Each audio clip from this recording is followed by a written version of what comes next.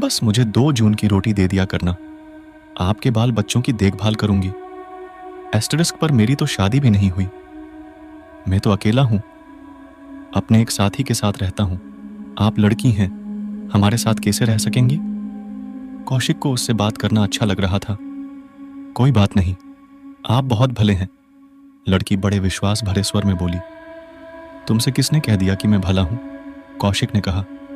अब वह हंसी। मैं मन पढ़ लेती हूं। एस्टेरिस्क, अच्छा मन की बात जान लेती हो? भला कैसे?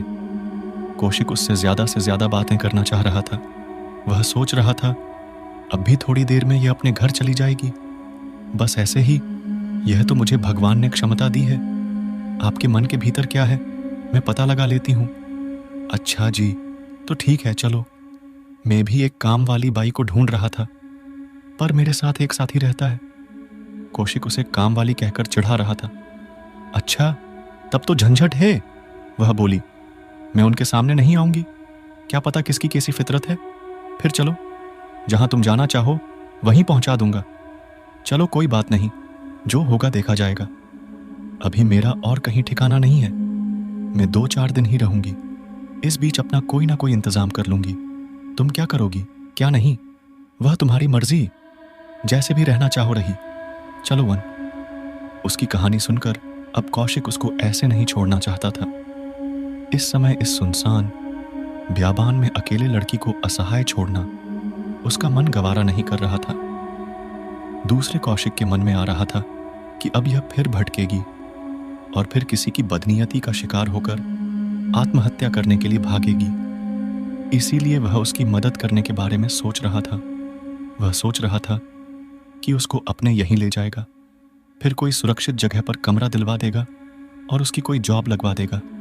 ये लो, मैं भी कैसा बुद्धू हूं, अपना परिचय तो दिया ही नहीं, ना आपका पूछा।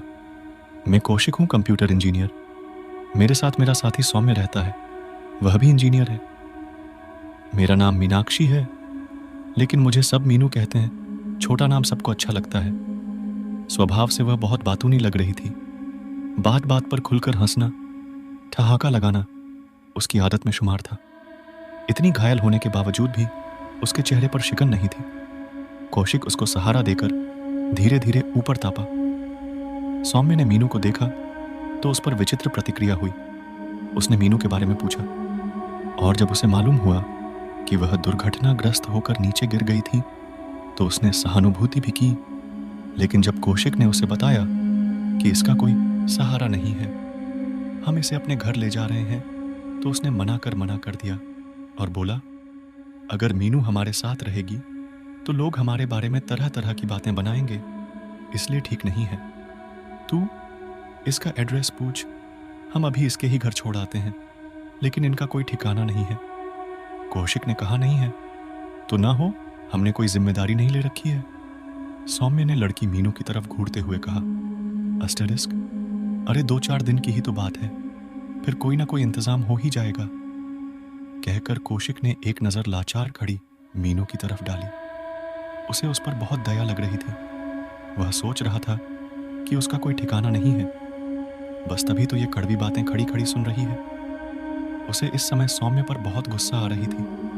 मीनू को और ज्यादा बुरा ना लगे, इसलिए वो सौम्य को एक किनारे ले गया और बोता, यार जरा तो सोच, अगर हम इसे यहां छोड़कर चले गए और कोई दुर्घटना घट गई तो क्या हम अपने आप को माफ कर पाएंगे?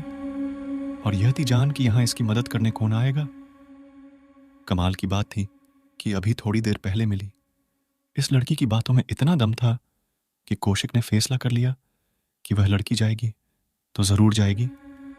सोम के ज्यादा मना करने पर कौशिक ने तेज में आकर कह दिया कि मैं इसकी मदद करूंगा, तुम चाहे तो अलग रह सकते हो। यह सुनकर सौम्य चुप हो गया। मीनू के आने के बाद सब काया पलट हो गया था। कहते हैं कि औरतें घर की लक्ष्मी होती हैं, घर में उनका हाथ लग जाए तो वह चमक उठता है। यह बात यहां पर सही साबित हो रही थी। अभी तक इन लोगों का रहने वाला आशियाना धौराला बना हुआ था। कहीं की चीज कहीं पर मिलती थी, कुछ ढूंढने जाओ तो घंटों मिलता ही नहीं था। बस दोनों रात को टिकने के लिए ही आते थे। घर में बड़े ही नाजों से पले बढ़े इन दोनों लोगों ने कभी काम तो किया नहीं था। इसलिए अनाड़ीपन में जैसे तेज से रह रहे थे। खाना बाहर खा लेते थे, कभी ऑर्डर करके मंगवा लेते थे। ये दोनों कभी कभार ही खाना बनाते थे। अब मीनू ने पूरी व्यवस्था संभाली थी। इतने लजीज व्यंजन बनाती थी कि दोनों उंगलियों चाटते रह जाते थे। सौम्य कहता था कि ऐसा ही खाना उसकी माँ भी बनाती है। घर में रौनकों का मेला लगा था। अब हालत दूसरी हो चुकी थी। पहले मीनू को लाने में इतनी ना नुकुर दिखाने वाला सौम्य अब कोई आनाकानी नहीं करता था। और कौशिक जैसे ही मीनू के लिए कोई जॉब या नौकरी ढूंढने की बात करता तो वह कहता, अभी रहने दो, इतनी क्या जल्दी है, आराम से कोई अच्छी सी जॉब ढूंढ लेंगे। और जब कहीं वह मीनू के लिए कोई घर ढूंढता तो सौम्य उसमें 20 नुक्स निकाल देता कि यह सही नहीं है, वह सही नहीं है। कौशिक उसके लिए कोई जॉब ढूंढता तो सौम्य कहता कि यह जॉब अच्छी नहीं है, उसके लायक नहीं है, वह पढ़ी लिखी है तो इससे भी अच्छी जॉब मिल सकती है। इस तरह से धीरे धीरे दिन सरकते जा रहे थे। आज सौम्य का बर्थडे था। सौम्य बहुत ही खुश था। सवेरे उसने अपने मम्मी से बात की थी। मम्मी ने उसे आने के लिए भी कहा था, लेकिन छुट्टी नहीं थी। तो फिर उसकी मम्मी ने कहा था कि देखो सौम्य, बेशक तुम यहाँ नहीं आ पाए हो, लेकिन इससे पहले ऐसा कभी नहीं हुआ कि तुम्हारा केक नहीं कटा है, इसलिए अपना केक जरूर काट लेना। लेकिन मम्मी, मैं यहाँ कैसे कुछ कर सकता हूँ? सौम्य नाराज होते हुए बोला, आप भी तो आ सकती थी, मैंने आपसे तो पहले ही कहा था। बेटा, मैं कैसे आ सकती थी? यहाँ तुम्हारे पापा की तबीयत ठीक नहीं है, ऐसे भाषा छोड़कर कैसे आ पाती? उसके मम्मी ने अपनी लाचारी बताई।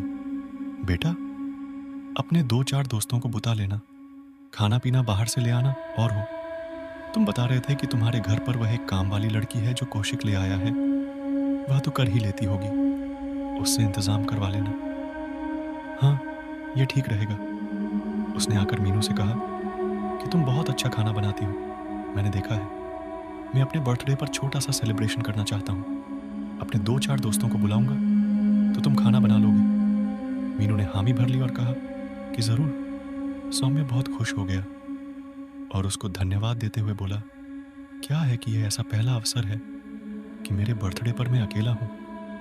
घर पर तो बहुत बड़ी पार्टी हुआ करती थी, लेकिन अभी छुट्टी नहीं है, मैं घर पर नहीं जा सकता हूँ, तो घर को मिस कर रहा हूँ, इसलिए छोटी सी पार्टी हो जाएगी, मज़ा आएगा इसी बहाने। एस्ट्रेस का आप चिंता ना कीजिए, मैं सारा इंतज़ाम कर लूँगी। मीनू ने उसे पूरा भरोसा दिलाया। ठीक है, आप सामान की लिस्ट बनाइए, मैं लौट कर लेता आऊँगा, और बाकी सारा सामान आप यहाँ खुद ही परचेज कर लेना। मैं जल्दी छुट्टी करके आ जाऊँगा, और कौशिक तो आज 2 बजे ही आ जाएगा। तभी बाथरूम से आते हुए कौशिक ने कहा, भाई क्या खिचड़ी पक रही है हमारे पीछे? कौन सी पार्टी अरेंज की जा रही है जो हमें भी नहीं पता है? बताइए मीनू जी। मीनू मुस्कुराती हुई बोली, मैं भी नहीं बता रही, यह तो सौम्य जी से ही पूछे। इतना समय गुजर जाने में तीनों के बीच में ही बहुत अच्छा तालमेल हो गया था। शाम को छोटी सी पार्टी हुई जिसमें सोसाइटी के कुछ लोग थे। कौशिक और शाम में दोपहर के बाद जब लौट कर आए तो घर सजा हुआ था। मीनू ने बहुत सारे व्यंजन बना डाले थे और बाकी मिठाइयाँ वगैरह सामान ये लोग लेकर आए थे। पार्टी समाप्त हो गई थी। थके हुए सभी लोग सो गए। घड़ी की सुइयों धीरे धीरे अपना सफर पूरा कर रही थी। चारों तरफ सन्नाटा छाया हुआ था।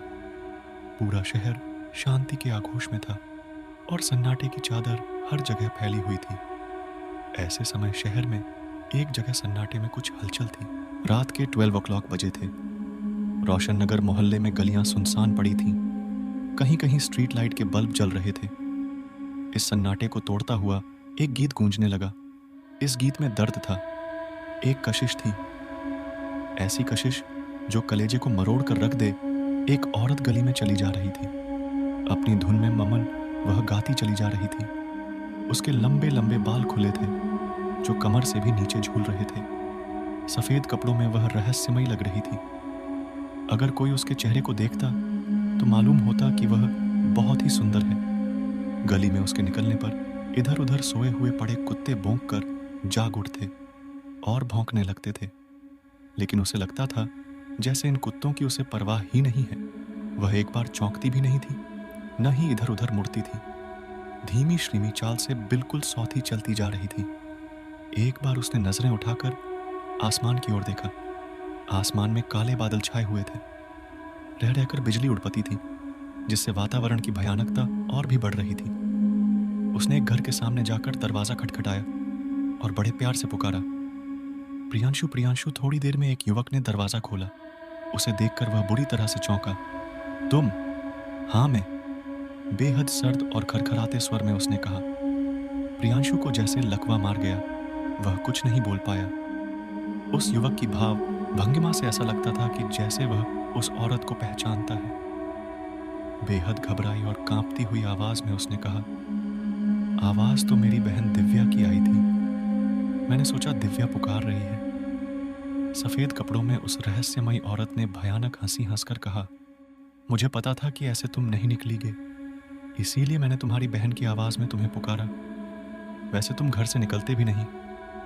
प्रियांशु ने बड़ी मुश्किल में अटक अटक कर बताया, हाँ, मैंने सोचा कि वह बाहर क्या खड़ी कर रही है, तभी मैं निकला था। आओ, मेरे साथ आओ। प्रियांशु उसके पीछे पीछे चल पड़ा। उसने एक बार भी मना नहीं किया। वो मना करना चाहता था, लेकिन उसके मुंह से आवाज नहीं निकल रही थी। वह भागना भी चाहता था, लेकिन उसके कदम जैसे झकल गए थे। दोनों चुप अंधेरे स्थान पर आए। बहुत जोर से बिजली कड़की। वह औरत प्रियांशु की तरफ घूमी। उसकी रोशनी में उस औरत का चेहरा प्रियांशु ने देखा। प्रियांशु की चीख निकल गई। अब उसके सामने एक विभत्स चेहरा था। तेजाब से उसके चेहरे का, गर्दन का और बाहों का मांस उघड़ा हुआ था। आंखें बाहर निकली पड़ रही थी। झुलसी हुई खाल उधड़कर लटक रही थी। कंधों से, कलाई से, गर्दन से खून बह रहा था। एक बांह उखड़ी हुई थी और उखड़ी हुई जगह से अंदर का सारा मांस दिखाई दे रहा था। प्रियांशु जोर जोर से चीख रहा था, अस्ट्रिस क्या हुआ? जरने की क्या बात है? अब हम एक से ही हो जाएंगे। उसकी आवाज भी बहुत भयानक थी। तभी फिर से जोर से बिजली कड़की। एस्ट्रिस्क पता नहीं लोगों को आजकल क्या हो गया है, जरा जरा सी बात पर हत्या कर देते हैं। है ना मीन? उसने नाश्ता लेकर आती हुई मीनू की तरफ देखकर कहा, एस्ट्रिस्क हो जी, सही कहते हैं, किसी का कुछ पता नहीं कि किसी के मन में क्या है, और धोखे से लोग मार देते हैं। असल में लोग धोखे से ही ज्यादा मारे जाते हैं। यह विश्वास है ना?